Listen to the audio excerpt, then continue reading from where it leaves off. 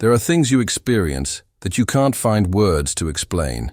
Experiences that mark you so deeply, they make you question everything you thought you knew about the world, about God, about your place in the universe. I was a climate researcher. I spent 3 winters at a scientific station in the Canadian Arctic studying ice melt, measuring temperatures, taking ice core samples. It was solitary work, hard work, but I had chosen it because I liked the solitude, because I believed that in that white silence I would find answers to my own internal questions. What I found was something I never imagined, something that made me understand there are mysteries so profound that the human mind can barely graze them without falling apart. This is my story, what I lived through in that frozen solitude, what came to my door one storm night and revealed something to me that to this day, I don't know if it was a blessing or a curse. I've spent years trying to process what happened, years wondering if what I heard was real, or if isolation had finally broken something inside my mind. But the physical marks remain, the changed readings on instruments that should have been impossible, and that feeling, that overwhelming feeling that I was touched by something beyond human comprehension. My name is David Chen. I'm 43 years old now, and I used to be a respected scientist with publications in major journals and a promising career ahead of me. Now I work at a hardware store in Winnipeg. I avoid mirrors when I can, and I haven't been able to pray since that night, even though what happened made me believe in God and terror in equal measure. The station where I worked was called Station Resolute 7, a small outpost about 800 kilometers from the North Pole, accessible only by helicopter or snowmobile during the brief summer months. During winter, we were completely isolated, just 3 of us, me, Dr. Sarah Kovach, who studied atmospheric chemistry, and Martin Gould, our systems technician who kept the generators running and our communications working. It was January 2019, the heart of the polar night, when the sun doesn't rise for months. When darkness becomes a physical presence you can feel pressing against your skin, when the only lights are the stars, the occasional aurora, and the weak yellow glow from our station windows. We had routines, schedules we followed religiously because routine was what kept you sane out there.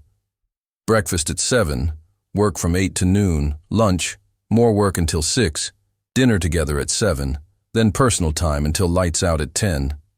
The station was small, just a main building with living quarters, lab, space, and a common area, plus 3 storage sheds connected by enclosed walkways. The walls were thick, insulated against temperatures that regularly dropped to -50 Celsius. But you could still hear the wind, always the wind, howling like something alive and hungry, rattling the reinforced windows, piling snow against every surface until you felt buried alive. I had my own small room, maybe 3 meters by 4, with a narrow bed, a desk, some shelves, and a tiny window I kept covered, because seeing nothing but darkness outside felt worse than seeing nothing at all. Sarah and Martin were good people, professionals. We got along well enough. But after 3 months together, you run out of things to say. You start existing in comfortable silence, each person wrapped in their own thoughts, their own private worlds. It was January 14th when things started feeling wrong. I remember the date exactly because I was processing ice cores from that morning's drilling, samples that went down almost 200 meters, capturing climate data from centuries past. The work was meticulous, methodical. I would carefully extract each section, photograph it, measure its density and gas content, log everything in my database. I had done this thousands of times, but that afternoon something was off. The ice from the deepest core, from a layer I estimated was about 3,000 years old, had patterns I'd never seen before, crystalline structures that didn't match anything in my reference materials. They looked almost geometric, too regular to be natural, like something had been deliberately arranged at the molecular level. I showed them to Sarah during dinner, asking if she'd ever seen anything like it in her atmospheric studies. She looked at the photographs I'd printed, her face going pale in the fluorescent light of our dining area, and she said something I'll never forget. She said those patterns reminded her of something she'd read about in graduate school. Theoretical models of how information might be stored in ice crystals, like nature's hard drive. But it was just speculation, impossible to prove, probably nonsense. Martin was quiet that night, quieter than usual. He barely touched his food and kept glancing toward the windows, even though there was nothing to see but our own reflections in the dark glass. When I asked if he was okay, he hesitated, then admitted he'd been hearing things the past few nights, sounds outside that didn't match the wind patterns, rhythmic knocking that seemed to move around the building. Sarah and I exchanged looks because we'd been hearing things too, but we'd both assumed it was just ice shifting, thermal contractions in the walls, the normal sounds of a building under extreme stress. But the way Martin described it, the way his hands shook slightly as he spoke, made something cold settle in my stomach that had nothing to do with the Arctic temperature. He said it sounded like someone walking around the station, testing the doors, looking for a way in, but that was impossible because there was nothing alive out there except us. Nothing could survive in that cold, in that darkness, not without shelter and heat. That night, I couldn't sleep. I lay in my narrow bed, listening to the station's familiar sounds, the hum of the generators, the creak of settling walls, the endless wind. But underneath it all, I heard what Martin had described. A rhythmic sound, tap, tap, tap, like knuckles on metal, patient and persistent. I told myself it was pipes expanding and contracting. I told myself it was my imagination amplified by isolation and darkness. I told myself a dozen rational explanations, but none of them felt true. Around 2 a.m, I got up, pulled on my thermal clothes, and walked through the station's narrow corridors. Everything was normal. The emergency lights cast their red glow. The temperature monitors showed -12°C inside, -48 outside. The communications panel blinked its steady green light, showing our satellite link was active. I checked the main entrance. The door was sealed tight, the vestibule beyond it dark and still. I checked the side entrances, the connections to the storage sheds. Everything was secure. But when I passed by the small window in the western corridor, the one that looked out toward the equipment yard, I saw something that made my blood freeze. There was a light outside, not the weak glow of our external floods, not the shimmer of aurora, but a blue-white light, steady and bright, sitting on the ice about 50 meters from the station. It was roughly spherical, maybe 2 meters across, and it pulsed gently, like something breathing. I stood there staring at it, my rational mind trying to categorize it. Ball lightning, some kind of plasma phenomenon. Maybe equipment malfunction causing an electrical discharge. But none of those explanations felt right. The light had a quality I can't describe properly. It looked solid and liquid at the same time, like frozen starlight, and looking at it made my eyes hurt in a way that had nothing to do with brightness. I was reaching for the radio to wake Sarah and Martin when the light moved. It didn't roll or float, it just instantly relocated, appearing 30 meters closer to the station, and that's when I understood with absolute certainty that this was not a natural phenomenon. This was something with intention, something with purpose. I stood frozen, watching as the light moved again, closer still, and that's when the knocking started. Loud, deliberate, 3 heavy impacts on the main door, then silence, then 3 more. The sound echoed through the station, and within seconds, Sarah and Martin were in the corridor, both of them pale and frightened. Martin was already moving toward the communications panel, reaching for the emergency beacon, but Sarah grabbed his arm and shook her head. She was a rational woman, a scientist, but in that moment, I saw pure instinctive terror in her eyes, the kind of fear that comes from some deep ancestral part of the brain that knows when something fundamentally wrong is nearby. We stood together in that red-lit corridor, 3 educated people who had devoted our lives to understanding the natural world, and we didn't know what to do. The knocking came again, 3 precise strikes, and this time we heard something else, A sound underneath the knocking, like whispers in a language that hurt to hear, syllables that seemed to bypass my ears and go directly into my brain, making my teeth ache and my vision blur. Sarah made the decision. She walked to the main door's control panel and entered her override code. I started to protest, but she cut me off, saying we couldn't just stand here. We needed to know what we were dealing with. We needed data. That was Sarah, always the scientist, even when every instinct screamed to run. The vestibule door opened with a hiss of equalizing pressure. Cold air rushed in, and we could see through the reinforced glass of the outer door to the ice beyond. The blue light was there, right outside, so bright it hurt to look at directly. And in that light I saw a shape, a figure, something standing on two legs but wrong in proportions, too tall, too thin, with limbs that bent in places they shouldn't.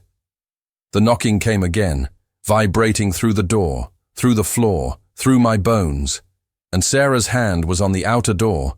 Release when Martin grabbed her, shouting that she was insane, that we had no idea what that thing was or what it wanted. They struggled for a moment, Sarah insisting we couldn't hide from this, Martin pleading that opening that door could kill us all, and I just stood there useless because they were both right. Then the decision was taken from us. The outer door's lock mechanism clicked open on its own, the electronic systems overriding without any input from us, and the door swung inward on its heavy hinges, bringing a wall of cold air that hit like a physical blow and made frost form, instantly on every surface. The blue light intensified, filling the vestibule, and the figure stepped inside. I want to say I saw it clearly, that I can describe exactly what it looked like, but that's not how it worked. Looking at it was like trying to look at something in peripheral vision. The moment you tried to focus, your eyes would slide away, your brain would refuse to process what you were seeing. I got impressions, fragments, impossibly long fingers, skin or surface that looked like it was made of flowing water and crystallized starlight, a head that might have had features, but they kept shifting, reforming, like looking at a reflection in disturbed water. It moved without walking, gliding forward, and the temperature in the vestibule dropped so fast that the moisture in the air crystallized into tiny diamonds that hung suspended, catching the blue light, making the whole space look like the inside of a kaleidoscope.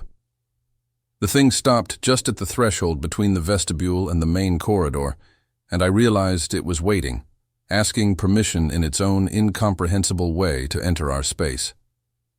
Sarah took a step forward, and I grabbed her shoulder, holding her. Back. But she shook me off gently, and said something I didn't understand at the time. She said, "If it wanted to hurt us, it already could have. We had to trust that it came for a reason." She was braver than I was. Braver than anyone I've ever known. She walked right up to the threshold and held out her hand like she was greeting a colleague at a conference, and the thing, the entity, whatever it was, it reached out with one of those impossible limbs and touched her fingertips. The moment they made contact, Sarah went rigid, her eyes rolling back, and a sound came from her mouth that wasn't a scream exactly, more like a harmonic vibration, multiple tones at once, and I could see light moving under her skin like her veins were carrying electricity. Martin lunged forward to pull her away, but I held him back because something told me interrupting that contact would be worse, would maybe kill her. It lasted maybe 10 seconds but felt like hours, and when the entity withdrew its touch, Sarah collapsed and I caught her, lowering her to the floor while Martin stood guard between us and the thing, holding a wrench he'd grabbed from somewhere like that would make any difference. Sarah was breathing, her pulse was racing but steady, and her eyes were moving behind closed lids like she was in REM sleep. The entity remained at the threshold, that blue light pulsing steadily, and I realized it was waiting again, waiting for what it had transferred to Sarah to be processed, to be understood. She woke up about 2 minutes later, and when her eyes opened they were different, not physically changed, but something about the way she looked at things, the way she looked through things, like she was seeing multiple realities layered over each other. She sat up slowly, waving off our attempts to help, and she spoke in a voice that was hers but also not hers, with harmonics underlying it that made my chest vibrate. She said the entity had given her something, shown her something, a message that needed to be delivered, not just to us, but to humanity. But our languages were inadequate, our concepts too limited. It was like trying to explain color to someone who had only ever seen black and white. She turned to the entity, still hovering at the threshold, and she asked it a question in words I didn't recognize, syllables that seemed to twist in the air, and the entity responded with that same whisper that wasn't a whisper, that sound that bypassed ears and went straight into consciousness. ¿Alguna vez sentiste que viviste algo que no sabes cómo explicar? Algo que cambió tu forma de ver todo pero que no puedes compartir porque las palabras no alcanzan? Te leo de ciento en ciento. Verdad quiero saber tu experiencia. Sarah stood up, steady now despite everything, and she told us we needed to gather in the common area, all of us, because what she had to share needed all of our attention, all of our focus. Martin was still holding his wrench, still standing between us and the entity. But he was shaking, not from cold, but from existential terror. The kind that comes when your entire framework of reality gets shattered in seconds. We moved slowly, carefully, back to the common area, and the entity followed, gliding through our station with that blue light illuminating everything, making the familiar space look alien, revealing angles and shadows that shouldn't exist in our simple rectangular rooms. When we reached the common area, a space that was usually comfortable with our worn furniture and personal touches, photographs on walls, books on shelves, coffee, stains on the table. It felt like a stage, like we were about to participate in something that had been planned long before we existed. Sarah sat down at the head of the table and gestured for us to sit as well. The entity positioned itself near the window, the one that looked out on endless dark, ice, and its light dimmed slightly, like it was trying to be less overwhelming, trying to make itself less terrifying, even though that was impossible. Sarah's hands were shaking as she poured herself water from the pitcher we kept on the table, and she drank deeply before speaking. She said the entity came from far away, not just distance in space, but distance in concept, from a realm where physical laws were suggestions rather than rules, where consciousness was the primary reality and matter was just condensed thought. It had been watching Earth for a very long time, watching humanity develop, watching us grow from primitive organisms to beings capable of abstract thought, of art, of science, of faith. It had watched us create gods in our image, watched us reach for meaning in a universe that seemed indifferent, watched us struggle with the fundamental question of why we exist at all. She paused, her eyes distant, accessing information that had been placed directly into her mind, and she said the entity was part of something larger, a collective consciousness that existed across dimensions, across realities, something that humans had tried to understand through religion, through spirituality, through philosophy, but had never quite grasped because our minds were too limited, too bound by linear time and three-dimensional space. This collective was not God as we understood the concept, but it was close. It was the underlying structure of meaning itself, the pattern that connected all things, the reason mathematics worked, the reason physical laws were consistent, the reason consciousness could emerge from matter. And it had a message for us, a warning and a promise both, something terrible and beautiful that would change everything if we could understand it, if we could accept it. Martin interrupted, his voice rough with fear and anger, asking why us? Why choose 3 random scientists in the middle of nowhere? Why not appear to world leaders, to the United Nations, to someone who could actually do something with this information? The entity responded, not in words but in impressions that flooded into all our minds simultaneously, overwhelming, showing us that it had tried that approach before in ancient times, appearing to prophets and shamans and mystics, giving them pieces of the truth, but the message always got corrupted, filtered through cultural biases, through human agendas, through the limitations of language and the distortions of time. Religions formed around these fragments. Wars were fought over interpretations. The truth got buried under layers of ritual and dogma until it was unrecognizable. This time it chose differently, choosing people who were trained to observe, to document, to communicate findings clearly, people who were isolated enough that the message wouldn't be immediately contaminated by the noise of civilization. Sarah continued, her voice taking on a rhythmic quality, almost like she was reciting poetry or scripture, and she explained what the entity had shown her. She said that reality as we perceive it is not the base level of existence, it's a projection, like a shadow cast by something higher dimensional, and consciousness is not generated by brains, but received by them, filtered through them, like radio waves passing through a receiver. Death, she said, is not an ending, but a transition. The radio receiver stops working, but the signal continues, moving to other receivers, other realities, other forms. This was the truth behind reincarnation myths, behind ghost stories, behind every cultural belief about an afterlife. They were all glimpses of this larger reality, distorted by the limitations of human perception, but containing kernels of genuine insight. But here's where it got terrifying. And I mean truly, existentially terrifying in a way that has haunted me every day since.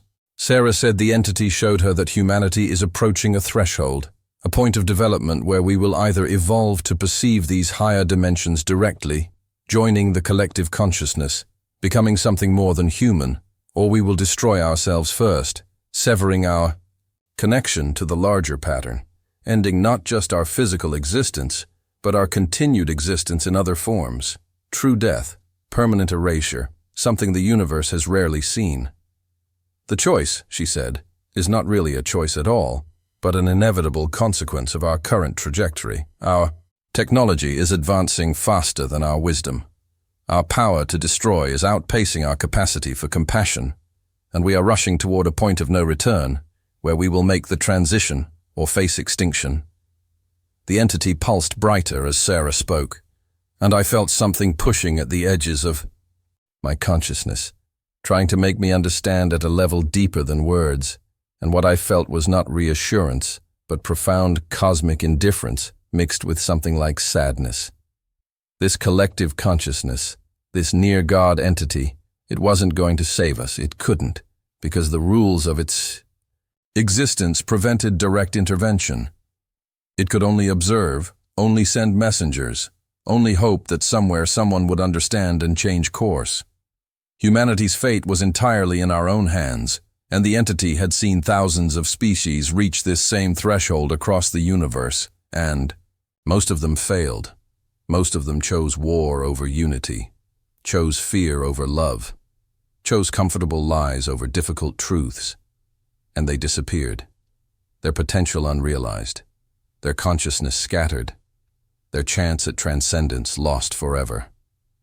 Martin stood up abruptly, knocking his chair backward, and he shouted that this was insane, that we couldn't just accept this, that there had to be proof, verification, some way to test these claims scientifically. The entity turned its attention to him, and even though it had no face I could perceive, I felt it looking at him, really looking, seeing not just his body but his history, his fears, his hidden doubts about his own existence and purpose. What happened next, I still don't fully understand. The air around Martin shimmered, and suddenly we were seeing him differently, seeing multiple versions of him layered over each other. A child version running through what looked like a farm, a teenage version crying in a bathroom stall while other kids laughed outside, an old version dying in a hospital bed holding someone's hand, and dozens of other versions, other possibilities, other realities where his life had gone differently, and all of them were equally real, equally present, just vibrating at different frequencies that normally we couldn't perceive. Martin collapsed, hyperventilating, and I went to him, helping him back to his chair while Sarah brought water. The visions faded, but their impact remained. I had seen the Proof, Martin asked for. We all had seen that reality was vastly more complex than our everyday perception suggested, that we were all living multiple lives simultaneously across different probability streams, and that consciousness somehow experienced all of them while only being aware of one at a time. It was too much, too big. The human mind isn't built to hold that much truth at once, and I felt something cracking inside me, some protective barrier that normally kept me from seeing too clearly, from understanding too deeply, and I was terrified that if it broke completely, I would go mad. That sanity itself was just a comfortable illusion we maintained by ignoring most of reality. Sarah had tears running down her face. Not from fear, but from something else. Maybe awe, maybe grief. She reached out toward the entity and asked the question. I think we were all thinking. She asked if there was hope, if humanity had any chance at all of making the transition, of surviving what was coming. The entity's response came not in words or visions, but in feeling, an overwhelming wave of emotion that hit all three of us simultaneously. And it was complex beyond description, containing hope and despair, love and terror, certainty and doubt, all woven together in a way that made me understand that the future was not fixed, that every moment contained infinite possibilities, and that the outcome depended on choices that hadn't been made yet, by people who hadn't been born yet, in circumstances that didn't exist yet. But the probability, the likelihood based on current trends, was not good. The entity showed us a percentage, a number that seared itself into my brain, 17%. That was humanity's chance of successful transition, 17% chance of evolving, 83% chance of extinction. I asked, my voice barely above a whisper, how long we had, how much time before we reached this threshold. The answer came in images, cities collapsing, oceans rising, fires spreading, wars erupting, not as prediction but as possibility, as one of many. Potential timelines, and woven through it all, was a date, a sense of temporal location, somewhere between 50 and 200 years from now, a blink in cosmic time but multiple generations in human terms, long enough that we could change course, but short enough that we were already committed to. Much of what was coming, the momentum was already building, the systems were already failing, and only a dramatic shift in collective consciousness could alter the trajectory. That's what the entity said was needed.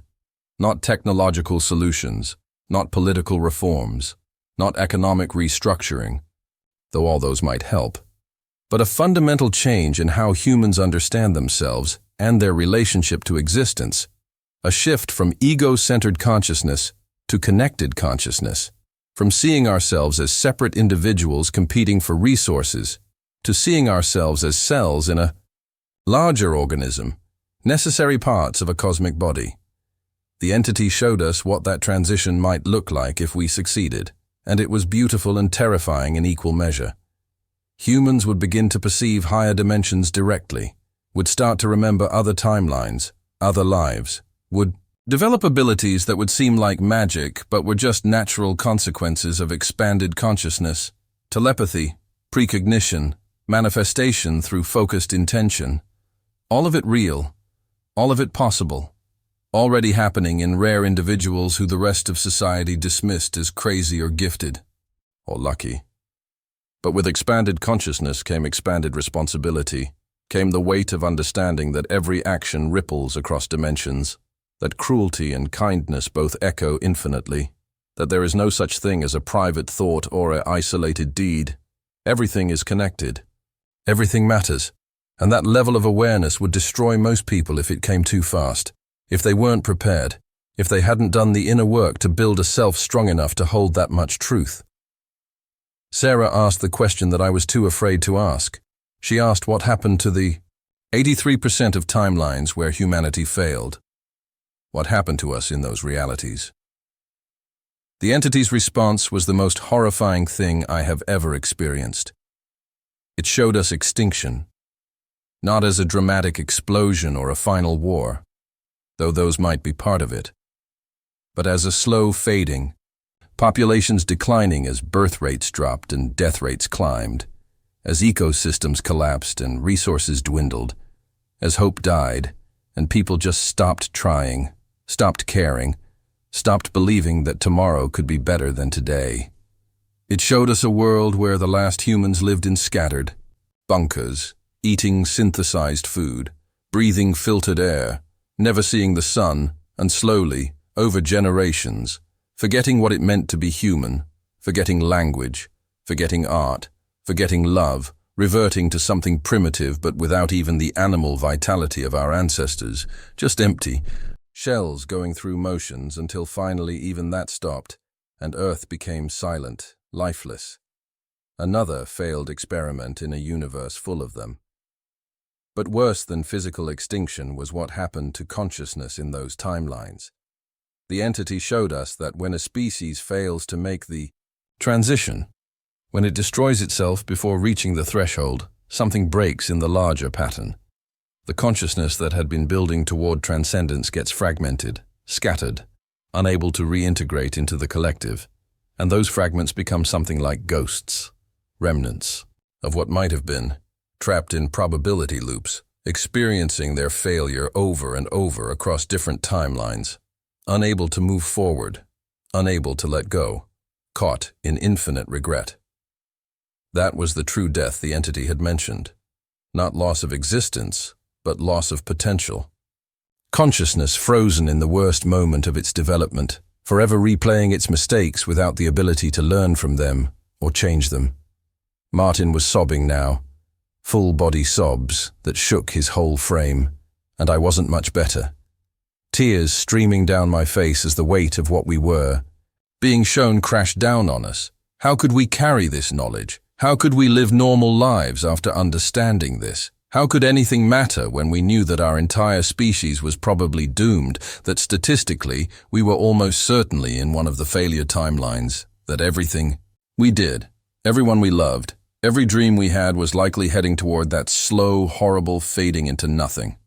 Sarah seemed calmer, or maybe she was just in shock, and she asked the entity why it was telling us this if we couldn't change it, if the odds were so bad and the time so short. What was the point of knowing? Wasn't ignorance better than this crushing awareness of our probable extinction? The entity's answer was something I've thought about every day since, turning it over in my mind, trying to understand its full implications. It said that knowledge itself changes probability, that observation affects outcome, that by understanding the pattern, we become able to alter it in small ways, and small changes can cascade into large effects. That this was the purpose of sending messengers, of giving warnings, not to guarantee success, but to slightly increase its probability, to add a fraction of a percent to our chances. And if it did this enough times, in enough places, to enough people, those fractions might add up to something significant, might tip the scales just enough that when the critical moment came, when humanity stood at the threshold, we would choose transcendence over destruction, connection over isolation, love over fear. But it required something from us, from the three of us specifically, and this is where everything got even worse.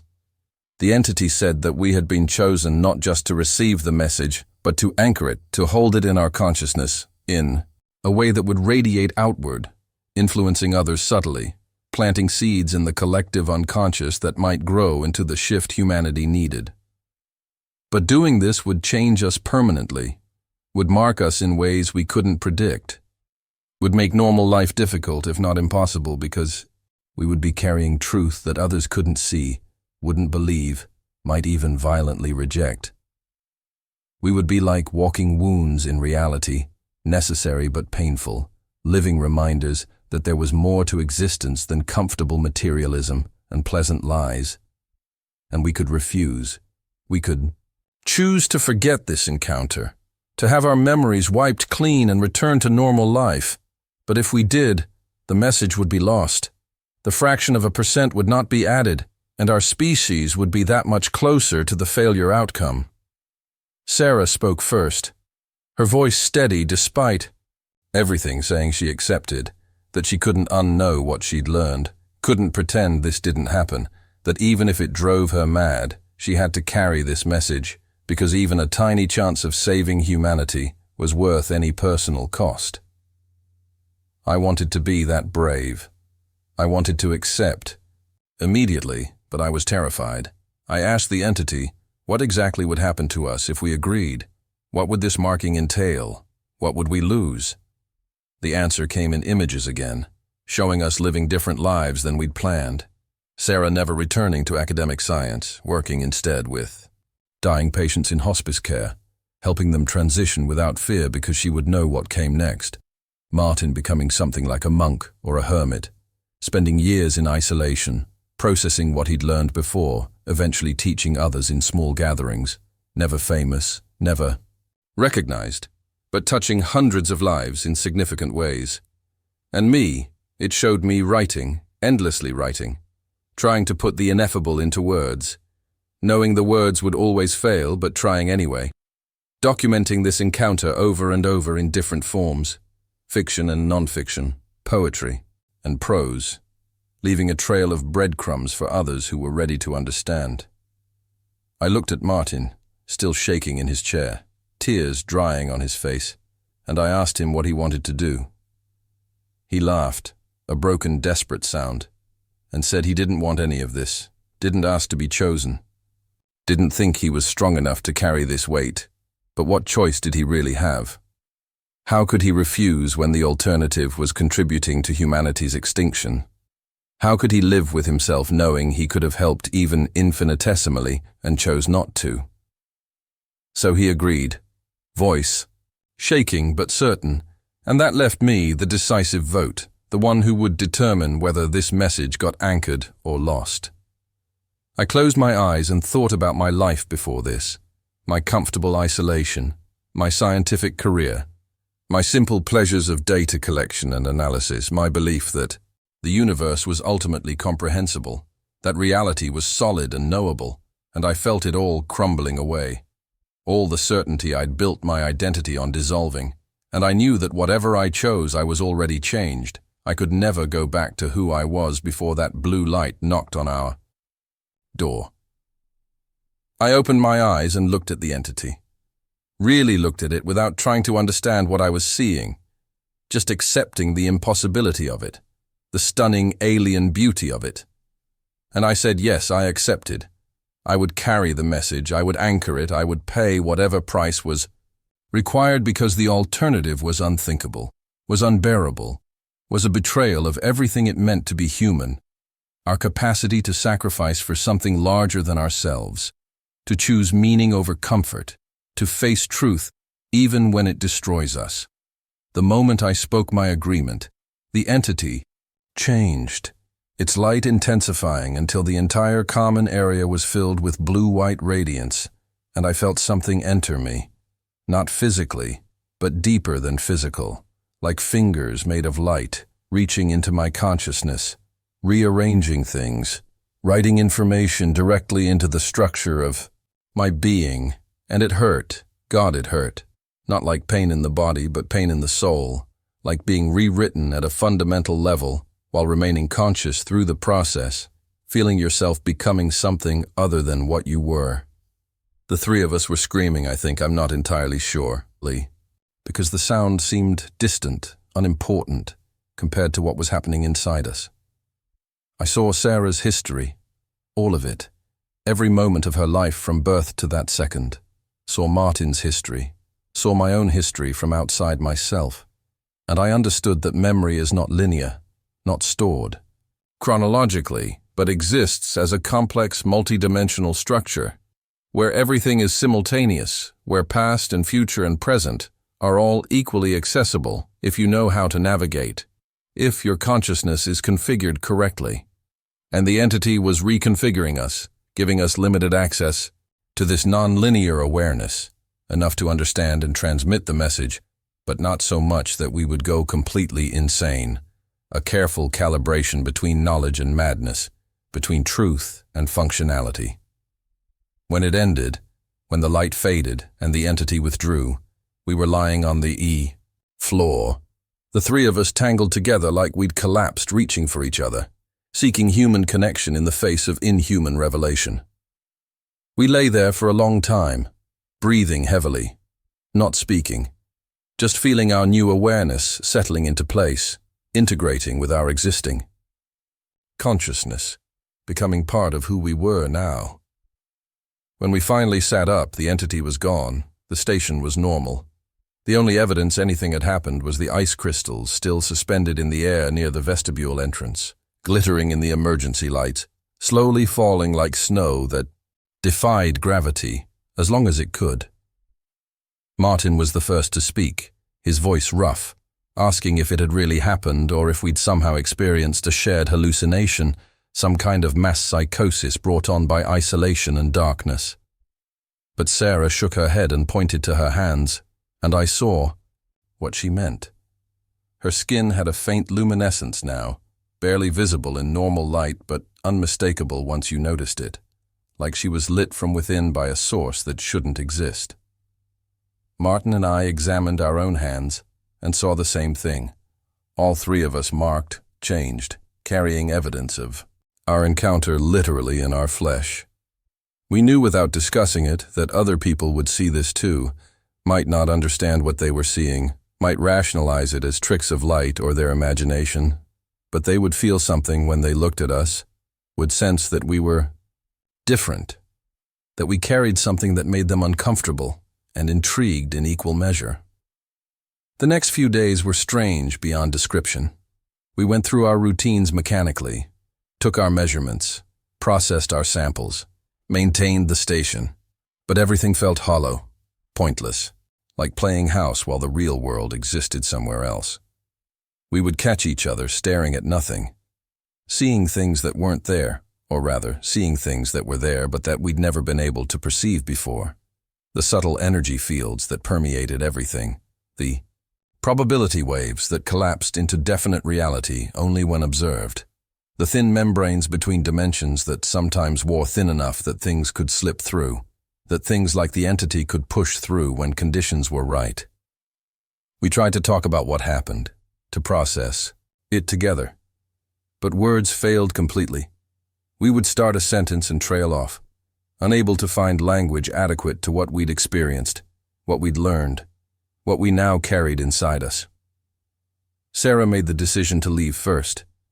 2 weeks after the encounter, when the supply helicopter was scheduled to make its winter run, she announced she was going back to civilization, that she couldn't stay isolated any longer, that she needed to be around people, around the dying and the sick, around those who were standing at their own threshold between life and death. Because maybe she could help them. Maybe her new awareness would make their transition easier. Martin and I understood. We didn't try to talk her out of it, even though it meant the station would be understaffed, even though protocol required 3 people minimum. She packed her things efficiently, sorted her research, materials to be archived, and she hugged us both before boarding the helicopter, and I felt it when we touched, felt the message resonating between us, confirming that what happened was real, that we were bound together now by something deeper than friendship, deeper than shared experience, bound by our role as anchors for a truth that most of humanity wasn't ready to accept. Martin lasted another month before he cracked. He stopped sleeping, spent his nights walking the station corridors, muttering to himself, working through implications and consequences, trying to solve the unsolvable problem of how to change human consciousness at a species level when most people could barely change their own habits. I found him one morning sitting in the common area with every book we had piled around him, religious texts, philosophy, physics, biology, searching for precedents for other times. Humanity had been given warnings for patterns in how we responded to existential threats. He looked at me with wild eyes and said he'd figured it out, that throughout history the messengers had always been rejected, the warnings ignored, the prophets killed or dismissed as crazy, and we were going to face the same thing. That telling people directly wouldn't work, that maybe it had never been meant to work that way, that maybe the message had to be transmitted subtly, underground, through art and story and myth, through fiction that carried truth in its bones, through lies that were more honest than facts. He left the next week, same as Sarah, and then it was just me alone in the station for 3 more months until my tour ended, and I too returned to civilization. But I wasn't the same person who had arrived 18 months earlier, full of scientific ambition and straightforward rationalism. I'd been changed at a fundamental level, marked by contact with something my training insisted couldn't exist, but that I had experienced with a certainty beyond empirical proof. I tried to return to my old life, went back to my university position, published papers from my Arctic research, but it all felt like going through motions, like living in a dream of someone else's life. I couldn't focus on ice cores and climate data when I knew that climate change was just a symptom of a much larger problem: humanity's disconnection from the larger pattern, our treatment of Earth as dead matter to be exploited rather than living system to be honored. I started having episodes where reality would shift, where I would suddenly perceive multiple timelines overlapping, seeing the present moment and alternate versions of it simultaneously, seeing the choices being made around me, and the consequences rippling outward in probability space. It happened most often in crowds, in shopping malls or subway stations, where I would suddenly see hundreds of people not as solid individuals, but as probability clouds, quantum entities constantly collapsing and reforming, and the weight of all those potential futures, all those choices not yet made, all those lives branching into infinity. It was overwhelming, crushing. I couldn't breathe, couldn't think, could only flee to somewhere quiet and empty where reality would stabilize again into something manageable. My colleagues noticed I was different. My students complained I was distracted. My girlfriend at the time left me saying I'd become a different person, someone she didn't recognize. And she was right. I lost my position eventually, not fired exactly, but encouraged to take early retirement, to pursue other interests, and I did. I moved to a cabin outside Winnipeg, spent a year just being still, processing everything, trying to integrate my new awareness with my need to function in normal society. I wrote constantly, compulsively, trying to capture what happened in the Arctic. But everything I wrote felt inadequate, too small, too limited by language's linear nature to convey the multidimensional truth I was trying to share. Fiction worked better than non-fiction, I discovered, because fiction could be symbolic, could use metaphor and allegory to gesture toward truths that couldn't be stated directly, could work on readers' subconscious minds, the way the entity had worked on ours, planting seeds that might grow into understanding without triggering the defensive rejection that direct claims would cause. I stayed in contact with Sarah and Martin, emails mostly, occasional phone calls, and I watched them. Struggling with the same thing I was, trying to live normal lives while carrying abnormal knowledge, trying to be the anchors we'd agreed to be without being crushed by the weight. Sarah did become a hospice worker, just as the entity had shown, and she told me about sitting with dying patients, holding their hands, and being able to sense when they were beginning the transition, when consciousness was starting to detach from the failing body, and she would talk to them softly. Not about religion exactly, but about continuation, about the pattern they were returning to, about the larger consciousness they were joining.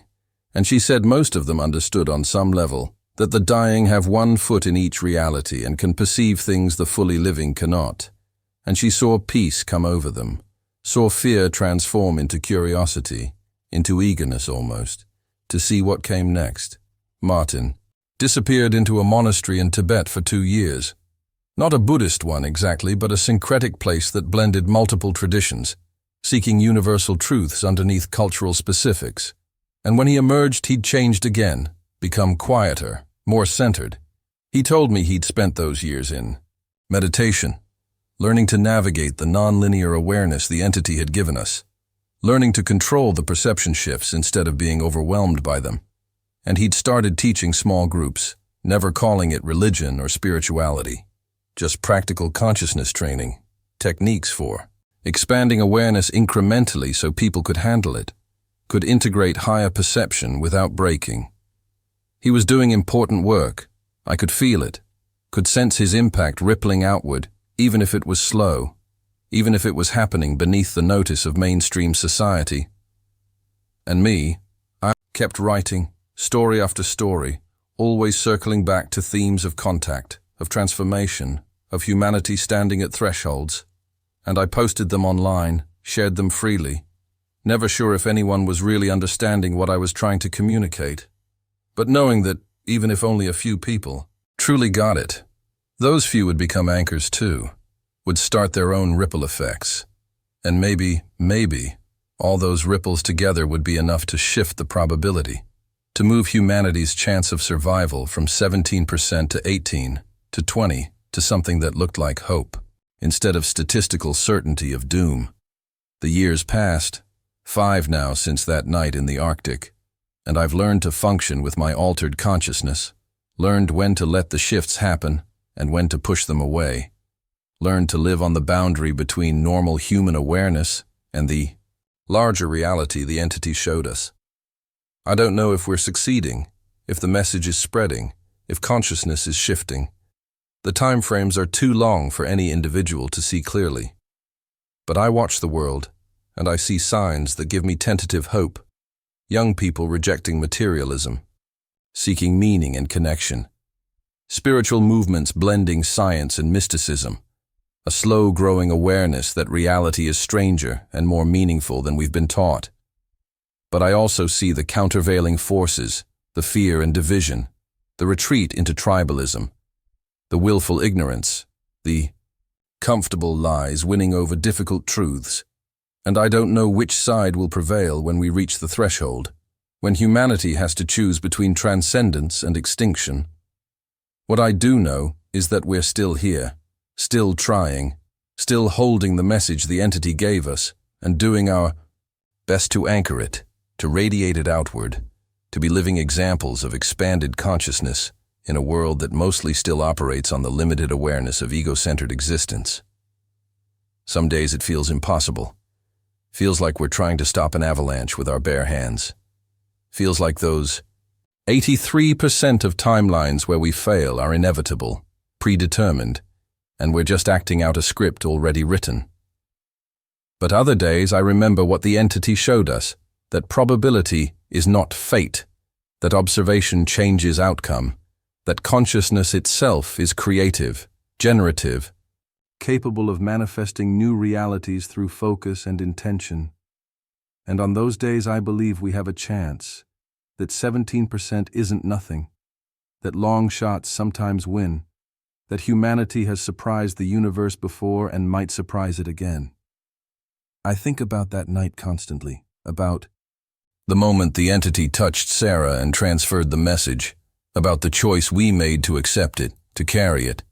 And I wonder sometimes if we made the right decision, if ignorance might have been better than this burden, if maybe the entity was wrong to choose us, to ask this of us.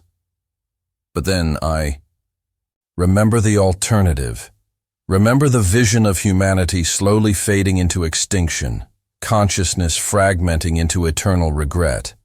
And I know we did the only thing we could do, the only thing consistent with what it means to be human, to choose responsibility over comfort, to choose meaning over ease, to choose hope, however slim, over certainty of doom. The message itself, the core truth the entity wanted us to anchor, it's both simpler and more complex than I can properly convey. At its simplest, it's this, that we are not separate, not isolated individuals in a dead universe, but interconnected nodes in a living conscious cosmos, that what we think of as death is transformation, that reality is participatory, shaped by consciousness, that love and connection are literally the fundamental forces that hold existence together, and that we have the capacity to evolve beyond our current limitations if we can let go of fear, let go of ego, let go of the illusion of separation, and embrace our true nature as fractal expressions of a unified consciousness exploring itself through infinite perspectives. That sounds like generic spirituality, like something you'd read on a poster in a yoga studio. But when you truly understand it, when you see it not as metaphor, but as accurate description of the actual structure of reality, it changes everything. It has to. There's no going back to comfortable unconsciousness once you've seen the pattern. And the terrifying part, the divine message that shook me to my core, was the understanding that this pattern, this cosmic consciousness, it's not interventionist. It doesn't save its children from their mistakes. It allows full autonomy even when that autonomy leads to self-destruction. Because growth only happens through genuine choice, through real consequences, through learning from failure. And that means humanity might actually fail, might actually cease to exist, and the pattern would grieve us in its vast, incomprehensible way, but would not stop us, would not violate our free will even to prevent our extinction. We are free, truly free, more free than we ever imagined. And that freedom is both gift and curse, because it means our fate is entirely in our hands. There is no safety net, no divine intervention coming to save us at the last moment. We sink or swim by our own choices, our own actions, our own evolution, or lack thereof. I live with this knowledge every day, carry it in every interaction, feel it humming in my bones when I wake and when I sleep, and it has made me simultaneously more hopeful and more terrified than I ever was before. Hopeful because I know that transcendence is possible, that we could become something magnificent, that the potential exists within us to join the cosmic collective, to shed our limitations and become fully conscious participants in the larger pattern. Terrified because I know how easily we could fail, how close we are to the edge, how the forces of fear and separation are powerful and seductive, how the comfortable lies are easier to accept than the difficult truths, how human nature fights against the very evolution we need, clinging to ego and identity and control, even as those things drag us toward extinction. So I keep writing, keep telling stories, keep trying to plant seeds in whatever consciousness I can reach, knowing that most people will dismiss it as fiction, as entertainment, as interesting, but ultimately meaningless. And that's okay. That's maybe even necessary. Because the people who are ready to understand will feel the truth resonating underneath the words, will recognize the message, even if they can't articulate why it moves them, and they will start to change, and their change will influence others, and slowly, incrementally, the probability might shift, the timeline might alter, the outcome might become less certain toward extinction and more possible toward transcendence. That's what I hold on to in the dark moments, in the times when the weight of the message feels crushing, when I see the news and watch humanity choosing violence over peace, fear over love, separation over unity, when I feel despair settling over me like a cold Arctic night. I remember that I am an anchor, that Sarah is an anchor, that Martin is an anchor, that maybe somewhere there are others the entity contacted, other messengers carrying pieces of the same truth, and all of us together, all our small ripples, intersecting and amplifying. Maybe we're enough, maybe we're shifting the probability more than we know, maybe when the threshold comes and humanity has to choose, there will be just enough awareness, just enough consciousness, just enough people who understand the pattern that will make the right choice, that will evolve instead of dying, that will join the cosmic collective and become what we've always had the potential to be. I don't know if that's true. I don't know if my hope is justified or delusional, if I'm making a difference or just making myself feel better by pretending I am. But I know I can't stop, can't give up. Can't forget what happened that night when something knocked on our door in the Arctic and changed us forever. The entity gave us a gift and a burden both. Knowledge that demands action, awareness that requires responsibility, and I will carry it until I die.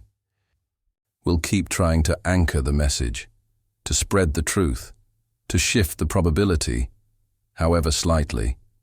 Because what else can I do? What else is there to do? When you know what I know, when you've seen what I've seen, when you've been touched by something infinite and been forever marked by that touch. If you're reading this, if you've made it this far, then maybe you're one of the people ready to understand. Maybe you felt something resonating as you read. Maybe you recognize truth underneath the words, even if you can't explain how you know it's true. If so, then you're an anchor too now. You're carrying a seed of the message, and what you do with it is your choice. You can dismiss it, forget it, go back to comfortable unconsciousness, or you can let it grow, can start your own ripple, can become part of the shift humanity needs. Either way, I've done what I can, I've told my story. I've shared what happened in the Arctic that cold January night when the blue light came knocking, and 3 scientists chose to accept a message that changed us forever. A message about humanity's crossroads, about our choice between evolution and extinction, about consciousness and connection, and the terrifying, beautiful truth that we are all part of something vastly larger than ourselves, and that truth matters, that truth demands we live differently, love more, fear less, connect more deeply, see more clearly, and choose, every day in every moment, to move toward unity instead of separation, toward transcendence instead of destruction. That's all I have. That's my testimony, my witness to the impossible and the divine, my attempt to anchor a message that might save us or might be lost in the noise of a civilization rushing toward its own end. I leave it with you now. This story, this truth, this fragment of cosmic consciousness compressed into inadequate words, and I hope it finds whoever needs to find it, whoever is ready to become an anchor too, whoever has the courage to carry truth even when it's heavy, even when it hurts, even when the world tells you you're crazy for believing in things you can't prove but know are real because you've touched them, been touched by them, been forever changed by them. Thank you for listening. Thank you for reading. Thank you for being here, in this moment, receiving this message. If my story resonated with you, if it touched something deep inside, I'd love to know. Leave a comment sharing your thoughts, your feelings, your own experiences with the unexplainable. Hit that like button if this story made you think, made you feel, made you question. And subscribe to this channel for more stories that explore the boundaries of reality, the mysteries that science can't explain, the experiences that change us in ways we never forget. We're all in this together, all part of the pattern, all standing at the same threshold. And maybe, just maybe, if enough of us wake up, if enough of us understand, if enough of us choose love over fear, we'll make it through, we'll evolve, we'll become what we've always had the potential to be. That's my hope. That's what keeps me going, and I offer it to you now. A small light in the darkness, a tiny shift in probability, a whisper of the message that came knocking on my door in the Arctic and changed everything forever.